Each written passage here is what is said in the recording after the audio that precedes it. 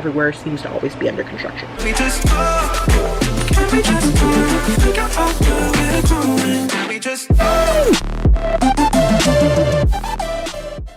I were to get Mexican food, you know where prior to going to college, there was no positive reviews on it. That's the place you need to go.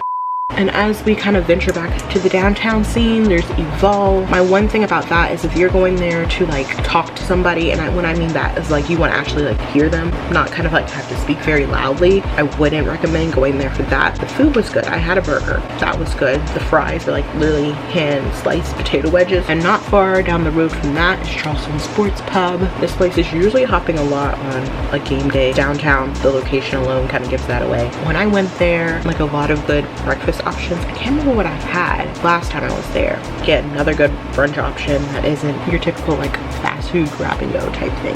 And another place downtown is World Famous Cheeseburgers. I bet if you're smart, you can probably guess what they sell. Of course, I got a cheeseburger from there, and it's a very small location, but the food was good. So a relatively new place that opened up right across the lake in Seneca is ISO Ramen. I think that's how you say it. And I went there. They had good food. I had enough food for my one meal, probably for like 2 to 3 meals. You know, there's another ramen place off of Tiger Boulevard. I never went there, so I can't speak on that. And if you're ever just kind of like in that shopping center, it might be a good little place to kind of stop before lunch. Heading over to Spill the Beans. If you're not feeling 55 Exchange, if 55 Exchange happens to be closed, whatever the reason is, or if you just want to get off campus, tucked away downtown, like you wouldn't really see it from like College Avenue or anything. Easy walking distance if you're living on campus. If you don't, obviously you can still drive and get there. I liked to get their ice cream. They sell coffee, almost like coffee shop vibe than your like typical bright high energy ice cream shop. Like there's couches, lower lighting, like good music. So like I said, it's more of like a coffee shop vibe, but it's an ice cream shop. Next is Your Pie, which is one of those like a quick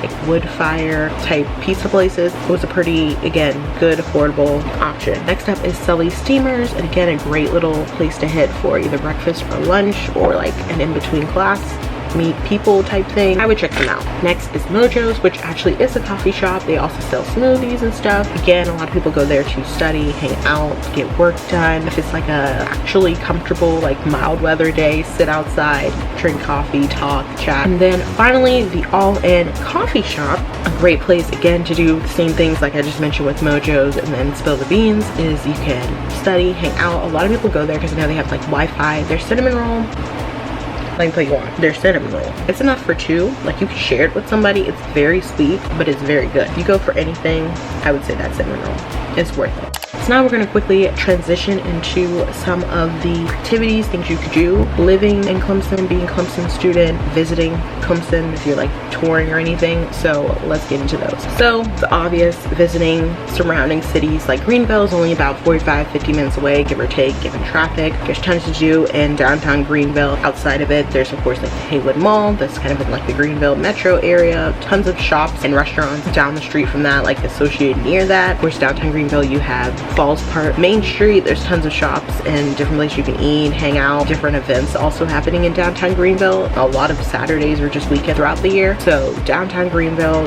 in general. Spartanburg is another smaller area than Greenville is, of course, but you can visit there. Gaffney has the premier outlet, so if you want to venture really far, not super far, but you know, further than the other 2, you can go out towards Gaffney. And going beyond that, if you don't feel like you still want to shop, you don't feel like venturing all the way out to Greenville, you can always go to Anderson. That's about 20-25 minute commute. It has a lot of your like typical TJ Maxx, Marshalls, Walmart's out there, so all those different things are still closer to you, but they're not going to be as much variety as you get like a Forever 21, a Macy's, those types of things as you venture towards Greenville. Also, you can always visit the Clemson Experimental Forest. I went out there and there's like some great natural landscapes like waterfalls, different places you can like hike. If you're a really like outdoorsy hiker, environment, nature type of person, I suggest that's something you can do. And that's only, I want to say, like 5 minutes from campus. You can look it up depending on like where you are. Not that much of a commitment. And I remember hiking the Waldrop Falls my freshman year. And as you know, I'm not a hiker, just did it as like a fun group activity. I think it was very much manageable, very much doable. Would recommend that. Also, there is the Duke Energy. You can take a for that if that interests you. And lastly, like I mentioned before, you can always visit some of the other major cities, whether it be Charlotte, Atlanta, Asheville, which isn't as much of a major city, but definitely in the fall a lot of people like to go out there to go like apple picking, go to pumpkin patches. I know they have like gem mining, so a lot of like those typical fall activities. A lot of people venture kind of that direction for that. Definitely under 3 hours, maybe around like the 2.5 hour for Atlanta, and then about probably 90 minutes to 2 hours for Charlotte, depending on traffic, because again, everywhere seems to always be under construction. That will wrap up today's video. Again, I hope you enjoyed it. Continue to follow me along for what comes from this point on by subscribing down below and hitting the bell so you don't miss any of those future videos. But until next time, I will catch you guys on the flip side. Bye guys.